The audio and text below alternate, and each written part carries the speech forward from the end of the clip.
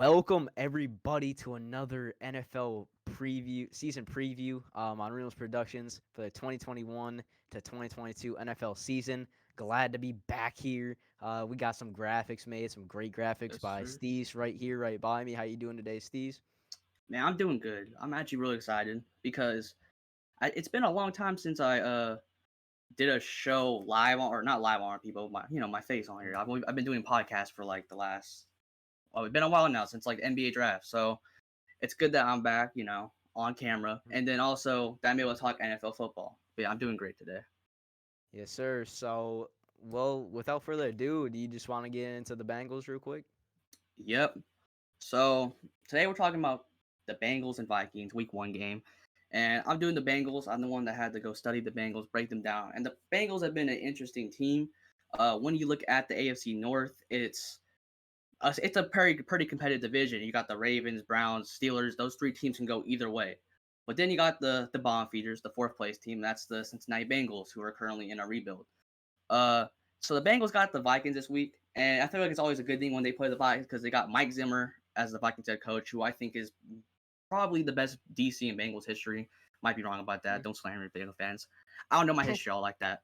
But to talk about the Bengals, it's been interesting, and I feel like the key thing that I'm gonna go to first is their draft because their draft has been haunting them. I feel like since it's happened because Mm-hmm.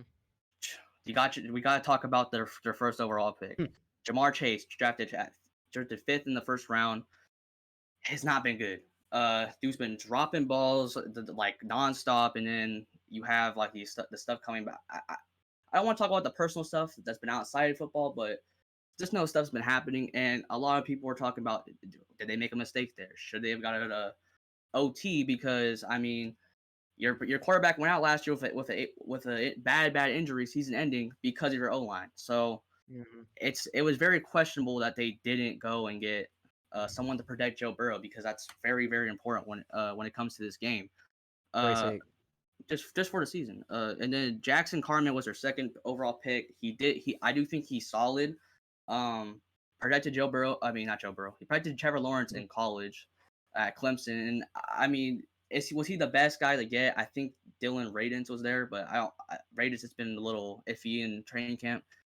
So right there, it's a good pick, but still thinking like there's so much more safe picks you could have got at 5 instead of Jamar Chase, a receiver, because the receiving depth is not the same as the OT depth in this draft. The receiving depth was insane.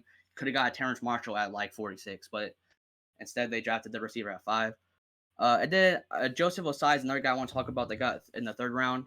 Joseph Osai actually could have been. I think he was the projected first round pick coming to the draft, but then his stock dropped just a little. And he ended up going third round. I think this is a steal pick. Joseph Osai is a good edge linebacker, and I'm interested what he can do with the Bengals and how they can develop him. When it comes to the rest of the picks in the draft, I can't give you guys much insight because I don't know much about a Cameron Sample, a Tyler Shelvin, or Dante Smith. But just know they focus on defense with their two fourth round picks, and then they got another OT with one of their picks. So going from position, if you're drafting position in the draft, they did well. It's just when they drafted a certain position, because I don't know how I feel about the receiver pick. So I guess we can go to this actual game that we're about to have with the Vikings and the Bengals, and how I think the Bengals can come through and win this game. The main matchup I'm looking at is the receivers versus the Vikings secondary, just due to the Vikings secondary usually is good, but last year they had their struggles. Now they had a Patrick Peterson, who's a veteran leader that could give him a boost, but I think that it's still not where Zimmer wants it to be. And when I look into a positive of the Bengals, I'm looking at that receiver core. Jamar Chase, yes, it's been looking a little bad right now, but Jamar Chase could be your third guy. Because in front of him, you got Tyler Boyd, who's one of the most underrated receivers in the whole game, and then you got T. Higgins, who's also a very, very I feel like very underlooked last season. He was really solid. I think that he's going to be he's a perfect second option right now. Jamar Chase, this is a rebuilding team. You got time, but for him to be the third guy, that's no problem. And I think that this receiving core is going to match up well with this secondary, and the Bengals have to take advantage of that. The problem, Yes, the secondary is not the greatest for the Vikings. The receiving core is good for the Bengals. But what's not good for the Bengals is their O line. And I know Zimmer is going to find a way to get pressure on the Bengals. If they could, if Burrow does not get any pass protection, uh, just say it's not going to be a good day for the Bengals. If you can't get the receivers going on the, or you can't get the pass game going, then good luck. Running back wise, I mean, you got trusty running backs. You know, Joe Mixon. You lost Giovanni Bernard to free agency. He went to the Bucks. I am going to be talking about him, so make sure to check out that video when it's out. Probably be the first one actually. But when it comes to what the Bengals did lose, they lost Giovanni Bernard. They lost AJ Green, John Ross, Bobby Hart. They lost players that they don't exactly need for the future. Players that they were willing to get rid of, but at least what I'm saying, they got trusted running back, and that's a positive. When it comes to the defensive side, all I can say is Dalvin Cook is going to cook the Bengals. Pretty simple. Uh, yes, you got to watch out for Jamar Chase. Obviously, I'm interested to see Bates versus Chase. Not Jamar Chase, Jefferson. That's what I meant to say. Justin Jefferson. You gotta watch out for him, obviously. So I'm interested to see Bates versus Jefferson. That's going to be a cool little matchup to watch. But Dalvin Cook, I'm just saying this dead ass. Like I don't think there's a way the Bengals are going to be able to slow him down. And with that going on, that's really how I'm feeling about the Bengals when it comes to this game and what they're looking at coming into the season. Now I'm gonna go give you guys the Viking side, and that's gonna be coming from my boy Brad. All right, so great job on that side with the Bengals, Steves. But I'm gonna get into just to kick it off. I'm gonna get into the Vikings draft picks. So they actually had 11 draft picks last year, like last draft, and that's kind of crazy. So to start it off, I'm gonna just read probably about like 5 or 6 of these, some of the higher ones. But obviously, first round they got Christian Darrisaw, from Virginia Tech, offensive tackle, definitely gonna help him out, in the front, up front. And then next in the third round, they got at pick 66, they got Kellen Mond, QB from Texas A&M. He showed a little bit. He showed some good things, some bad things in the preseason. Was watching him. He definitely has some time for some improvements, some things to tweak up. But he didn't look bad. And then next they got at pick 78 in the third round, they got Chaz Surratt, linebacker for North Carolina. Definitely going to help him on that in that secondary. Then also they got Wyatt Davis at pick 86 in the third round, for guard at Ohio State. And then the last guy I'm gonna be talking about was Patrick Jones, the second defensive end from Pittsburgh. So they're really building like some key positions that they needed last season. Some depth obviously at the guard position, defense position. So I'm liking what I saw from there.